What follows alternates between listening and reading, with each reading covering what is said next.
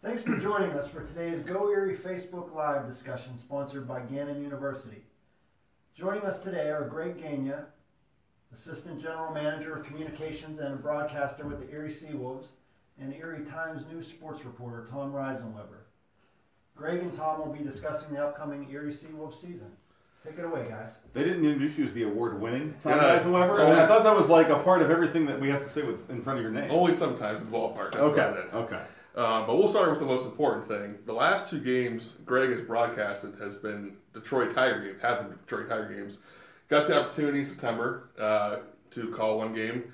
They invite, I guess you did a pretty good job. They called, invite you back for spring training. Just what was the experience like those two games?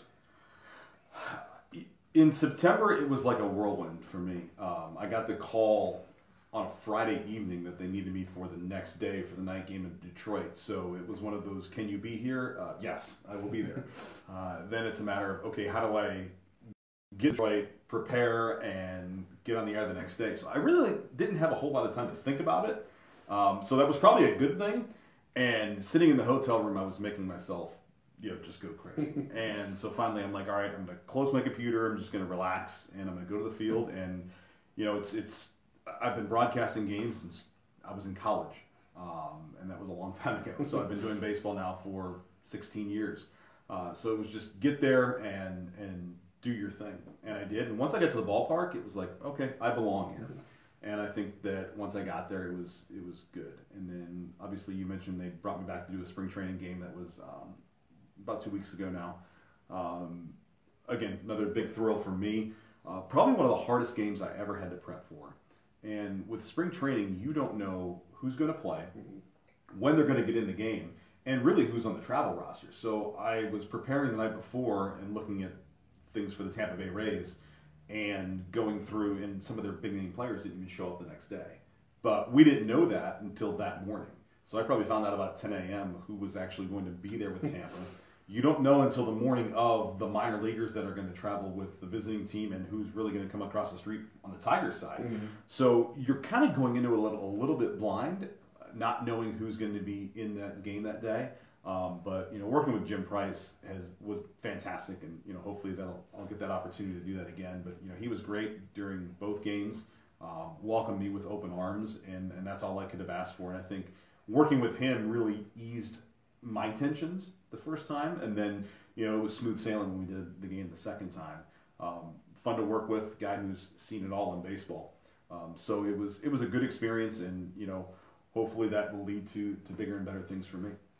In that spring training game, Miguel Cabrera, probably one of the greatest players of all time, hits a home run. Just what was that moment like for you?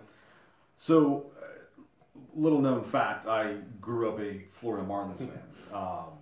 Back in the day, and so when he came up, that was like when I was really getting into, when was that? 2003. I was just starting my career in baseball, and so I've gotten to see Miggy play from when I got into the game until now, and he's such an amazing ball player, and to have that opportunity to call the home run, I'm like, all right, that's one of those where you just kind of step back a minute after you make your home run call, and it's like, okay, this is really, really cool.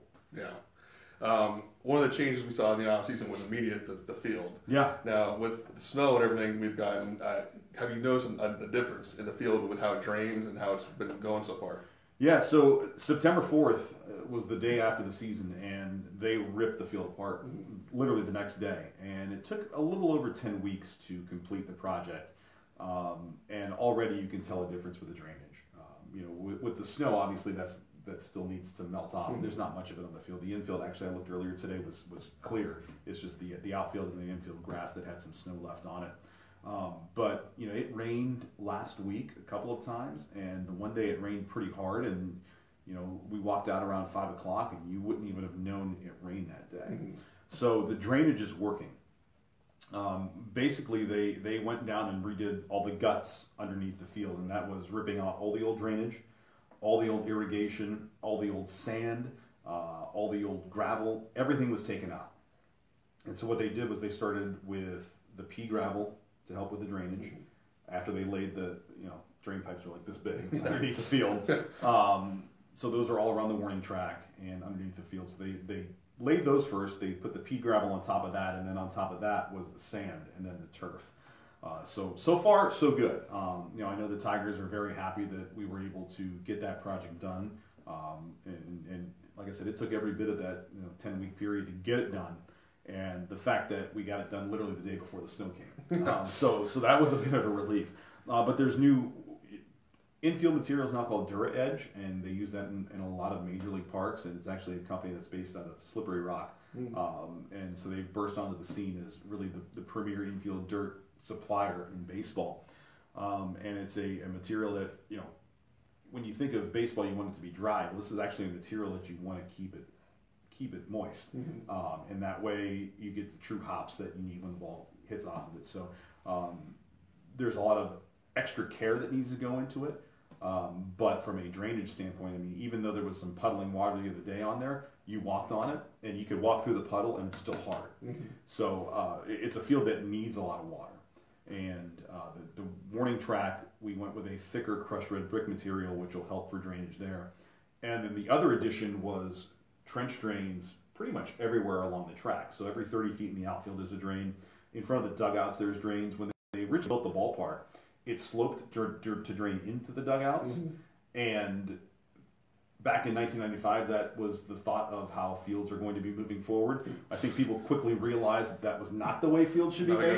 Good idea. And so we would have situations where the dugouts would flood. Now with drains in front of the dugouts, you're not going to have that issue. So you'll be able to have drainage underneath the field and drainage around the track as well. So all in all, hopefully it cuts down on rain delays. Hopefully it cuts down on the amount of times that our staff has to go out and put the tarp on the field. And I think it's going to be a good thing overall. But they did it right, and that's the important part, is getting the project done properly. I say for those who think that, why can't they just play? Why can't they get the field ready? It's a lot more complicated than just growing grass. So well, it absolutely is, and I think that's we have a full-time groundskeeper. I mean, that is his only job, is to make sure that field's playable. And so it is. There's so much that goes into it, whether it's fertilizing, irrigation. They added new irrigation heads. There's actually sensors underneath the field now where he's going to be able to take his cell phone and pull up his app and see what zones on the field need water. So if he sees that certain spots in right field need water, then he can target the irrigation system to put sprinklers on that area that needs the water that day. So it's an in-depth, it was a neat process to see from the beginning. When they redid the field back in 2007 after that season, they didn't do all this extensive work. It was just basically new turf and some new material on top. And now that you see it from really building a field from scratch, it was a neat process to watch. And of course, you run into things that were never excavated from the beginning. There were still pieces of the old Sears building that we found under the ground. It's like, I wonder why that area wasn't quite draining properly. Well, there's a foundation of a building underneath. So, but they cleared all that out, and at the end of the day, it's going to be a really good thing, and I think the players are going to be happy. And look, if you can cut down on a rain delay, nobody wants to sit around for an extra 45 minutes and watch people squeegee water. Yeah. And that's not going to happen anymore for the most part. So that's a good thing for us. Yeah, that's pretty exciting. And, yeah. Late in the season last year, we got word from Governor Wolf that the money was coming in. Now, people might think this is an easy process. It's not. Just to make sure you get the money secured, what you want to do, how you get contracts out, offers. Is there anything we can expect to see this year, or is it still kind of early in the process? So there are some things that fans are going to notice this season. When you come to the ballpark on opening day, it's basically going to be the new field, and that's going to be all you're seeing right now. So come June will be the new scoreboard. So they will replace the existing scoreboard with a brand new high definition scoreboard that you see in most of your ballparks now. Right now we're running on standard definition. And if you've been to the ballpark and you see how the scoreboard is set up, there's a lot of dead space where there's green areas and the line score will actually be incorporated into the board. So you're not going to have those dead spots on the board, so it'll be a giant rectangle that's full HD. And the other one is, and I think this is really exciting, is on the side of Erie Insurance Arena, there's a messaging board that's up there, and that was also a part of the original scoreboard project back in 2006. That's going to come down, and in its place is going to be a 70-foot long, 7-foot high LED messaging ribbon board. So it's going to completely change the dynamic of the in-game presentation that fans will see, and so that has to be in by the end of June. So again, you bring up things like processes. This has been a long process. You got to get the state funding released from the governor's office. Then you have to bid out projects, so they had the Scoreboard companies all out a couple weeks ago to bid everything out, and then I believe it's this week where they're going to have a determination on what company they're going to go with. But yeah, nothing about this is an easy process. I have sat in way too many meetings with architects talking about terms that I felt like George Costanza pretending to be an architect in the architect meetings. Like, oh yeah, couldn't we put an I-beam over there? And, but this process, I mean, between myself, Greg Coleman, and Mark Perillo, along with Ed Snyder, Ray Williams from Erie Events, Casey Wells, the Erie Events board. I mean, we've all been in these meetings over the last 6 months just to retool different areas of the project and what can we fit into the state funding and what won't fit in. So it's been an extensive research process for us. It's been, like I said, countless drawings that we've seen. But I think at the end of the day, it's going to be a brand new ballpark in 2020. There might be some lingering projects that still have to be completed. But the timeline is the Scoreboard in late June. At some point in July, they will break ground on a new building in left field. And that will be the team offices, the ticket office, and the team store on floor 1. The second floor will be the Erie Otters team store and offices, and that will attach to the main lobby of the arena, or the main concourse of the arena.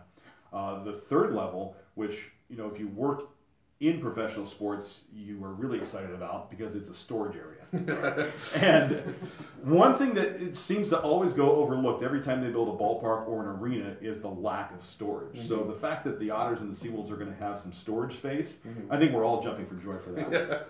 And then the top level, which also connect to the arena club level, will be the stadium club.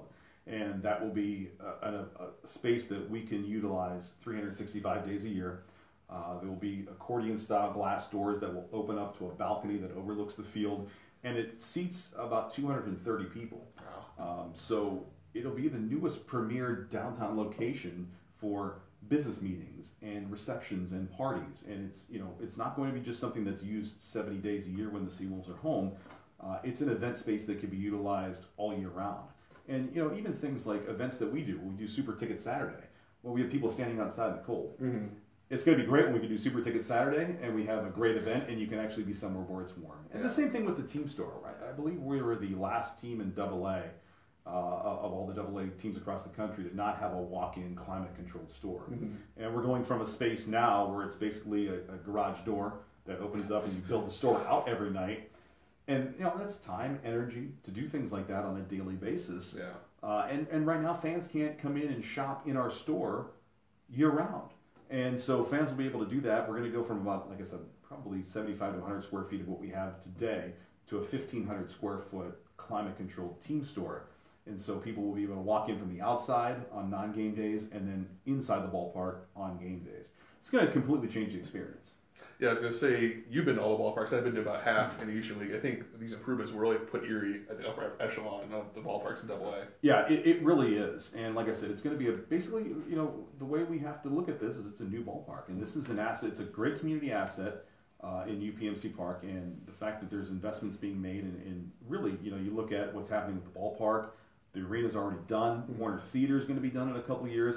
The whole Erie Events complex down there is going to be a first-rate facility, and that's what we're all striving for to get there in the long run. I think the other thing I forgot to mention was the stadium entrance will eventually move down to that left field area, so fans will enter at the front of 9th Street, and that'll be the new stadium entrance. So it's really exciting, and we're pleased that the investments are being made into the facility. And like you said, you've been to a lot of the ballparks in the Eastern League, so you've seen how some of these ballparks look. And I mean, heck, Hartford was built, and I think it cost them $70 million for the Hartford ballpark. Now, granted, UPMC Park was built 24 years ago, but it was built for about $9 million. And so that's the level of what we're seeing here, as opposed to when the team goes on the road and the other facilities You know, these are basically, now when they build these new minor league ballparks, they're basically small big league ballparks. And look, it helps generate money for downtowns, and that's why you see continuously the cities, states, and counties invest in these facilities. And the other exciting thing is, once these are all complete, we can finally put in a bid for the Eastern League All-Star Game. It's just not something that we could have hosted with the existing ballpark. You don't have the hospitality spaces. You don't have space to handle your dignitaries and things like that. You really don't have enough space for fans for a game like that. And so when that event comes to Erie, anywhere they've done the homework on this. I clearly did not, because I'm not a mathematician. But that can be anywhere from $3 to $4 million of tourism dollars coming into your market for that 2-day event. So it's exciting in the sense that we'll be able to put Erie on the map in that sense. Yeah, it's exciting that you mentioned $9 million to build the ballpark. We're putting $12 million into it now, so fans should get pretty excited about that. 25th season, I can't believe already. I still remember going to opening day in 1995 with Jose Guillen hitting a walk-off home run as a kid. But just the 25th season, the promotions, what do you guys got lined up this year? Everything's centered around the 25 seasons. I think one of the most exciting giveaways that we're doing is the Jersey Series. UPMC is partnering with us on the entire 25 season celebration, so we're going to have jerseys from each era of SeaWolves baseball. The first one's in late May, and it's going to be the Tigers era, the orange and black that the team wore up until 2012. Later in the summer, we're going to have the Angels era, which is the John Lackey years. And then we're going to do one later in the season, and I think that's probably the one that's gotten the most buzz on social media, is the replica old powder blue pinstripe jersey. Those will be for the first 1,000.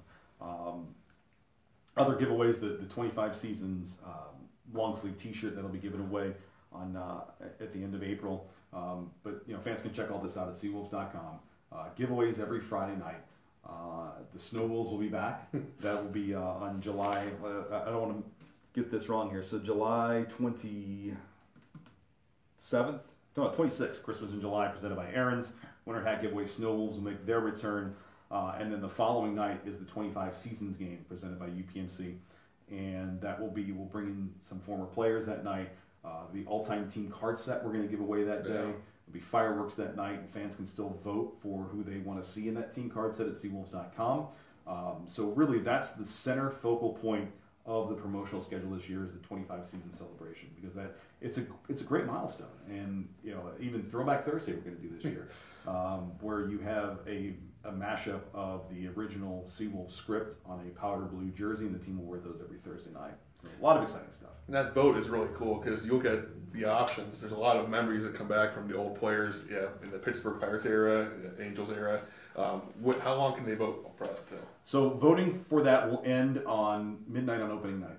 So you can vote all the way through Friday at midnight. And you bring up something, the list evokes emotion out of people. And it's funny because we put it out there, and right away people on Twitter, why didn't you include this guy? And why didn't you include that guy? And it's good, because that's what we want. We want people talking about it. We want people to be passionate about the players that they got to see at UPMC Park years ago, some who have gone on to do other things, like Brandon Douglas, who's now a police officer, and guys like Justin Verlander, who is going to go to the Hall of Fame someday. So it evokes the emotion of people who have come out for the past 24 seasons to watch the SeaWolves play. Part of the celebrations this year, Copa de la Diversión. Yes. The Erie Piñatas. The Piñatas! You talk about exciting. I love the new logo and all the colors and everything. I should have brought one of the hats with me to show off here today. Yeah, the Piñata stuff. I mean, it's selling like crazy right now. We've actually had to already reorder some of the shirts because they've sold out. But yeah, so we're participating in the Copa de la Diversión program this year. It's 72 teams across minor league baseball, and it's the Hispanic Marketing Initiative and outreach program that minor league baseball is tapping into. And it's all about diversity and inclusion, and piñatas. So minor league baseball basically went through a list of potential team names, and they did all the trademark work on it, and so they gave us the list. And there were a few interesting names on there, but given that Fernando Aguirre, the team owner, is from Mexico, piñatas are such a part of Mexican culture, and even people that we've met with in town locally of Mexican descent have said, even growing up, you don't say I'm going to a party, you say I'm going to a piñata. And so it's been very well received, And we're excited for the promotion. There'll be 4 dates this season. It kicks off on Cinco de Mayo. So that should be quite the celebration that day. But the team will have caps and jerseys. Just exciting promo, and it's one of those where with given Fernando's heritage, it was a program that we really wanted to be involved in. I think the cool thing too is not only just celebrating that culture, but we always have at least 3 or 4 guys from Venezuela or Mexico on the team. I think this could really help them out, kind of feel comfortable at home. Yeah, I mean, at any time, and we've looked back at rosters over the years, there's been times where a third of the SeaWolves roster has been from a Spanish-speaking country. And those guys have a tough time, oftentimes, assimilating in the community. And so this gives us an outlet to get those guys in front of, whether it be school groups, community groups that speak the same language. A lot of times when you say to one of the Latin ball players, hey, I want you to do a player appearance, they don't feel comfortable, even if they speak good English, they still don't feel comfortable in front of a school of kids that can only speak English. So I think this gives us a way to help those guys kind of bridge the gap into the communities they play in. Just looking at the roster, we're going to get to know these guys a little more this week when they come in here. But just the pitching staff, I think the most exciting thing is Matt Manning and Alex Feito are back, 2 of the top prospects for the Tigers. Should we break some news here? Yeah, let's go ahead and do it. All right, Matt Manning's the opening day starter. Okay, there you go. So Friday night, come on and see Matt Manning pitch. Yeah, number 2 prospect in the organization. So he's back. He made 2 starts in Erie last season, and so he will be the opening day starter for the Wolves on Friday night. Which is pretty exciting. I'm guessing Alex Feito will probably be over the weekend as well. But Anthony Castro, number 24 prospect. Logan Shores, a new addition, number 16 prospect.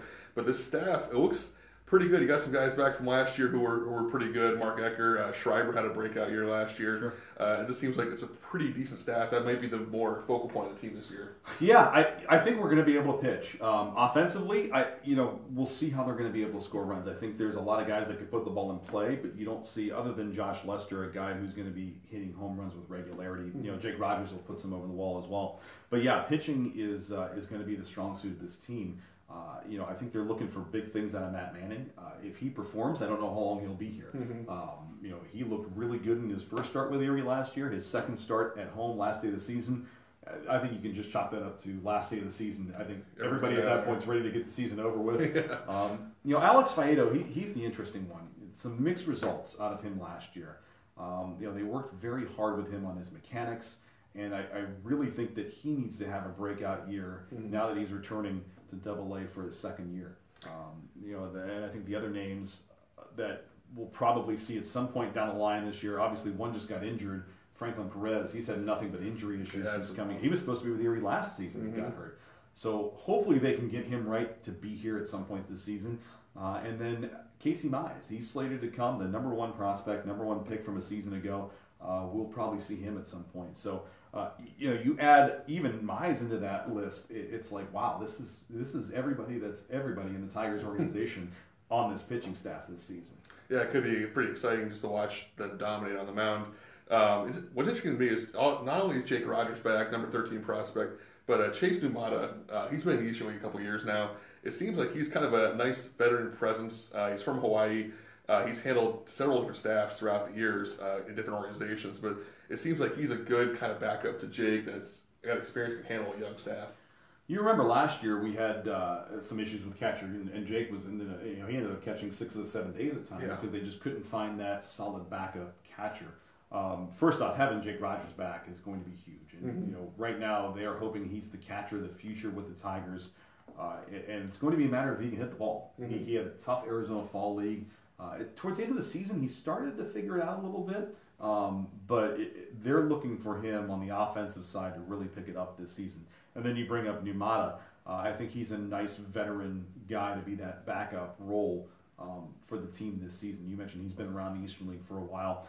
From what I've been told, had a really good spring and really played himself onto this roster. So, to have 2 guys that can be good receivers of the baseball is key when you have your prospects out there. And, I think a lot of folks thought Jake Rogers might start in AAA. Tigers came out very early and said he's going to be back in Erie until he figures some things out offensively. And I don't think that's the worst thing in the world for Jake. You have 2 guys at the big league level in Griner and Hicks who can handle the catching duties right now. And there's no reason to start the clock on a guy like Jake until he can start to mature as a hitter. And hopefully we'll see that this season. But you have two guys who, when you have a pitching staff feeling comfortable throwing to the guys behind the plate, that makes their job so much easier. Oh, yeah. It's tough enough to be a pitcher, but when you throw the ball and you want to bury a curveball to try and get him out, and the guy behind the plate can't block it, then then you're apprehensive about throwing that pitch. So I think having those two handle the catching duties is going to be a really good thing for the staff. Yeah, so if you come out Friday, you may see a future battery with Manning and Rogers in Detroit. Absolutely, I think if the Tigers had their way, that would be the case. Now we know how that works with prospects. You never know who's going to end up making it up there, but yeah, I mean that's potentially the future battery of the Detroit Tigers. And you got just some familiar names on the lineup: Sergio Alcantara, Cody Heaps, Josh Lester, Will Maddox, Isaac Paredes, Cam Gibson, Derek Hill. Derek Hill was one of those guys that was #1 pick 5 years ago, and 14, yeah. He's been so injured and just never got it going. So hopefully this is the year he kind of puts it together. I think this is probably a make or break year for a guy like Hill. Tremendous speed. He can bunt his way aboard, but they just need him from an offensive side to really figure things out. But you mentioned the big thing, it's health. And maybe 3 or 4 years ago, had he been healthy that whole time through his development, who knows where he might have been. Yeah. But yeah, it's a big year for him. It's a big year for the other outfielder, Jose Azocar. He's a guy who was hanging around A-ball for a while. Those guys really need to show the Tigers something this season to secure those spots moving forward. And Cam Gibson, you know what you're going to get out of Cam. He's going to run into a few home runs. He's going to get on base for you. He's the kind of guy that will run through a brick wall.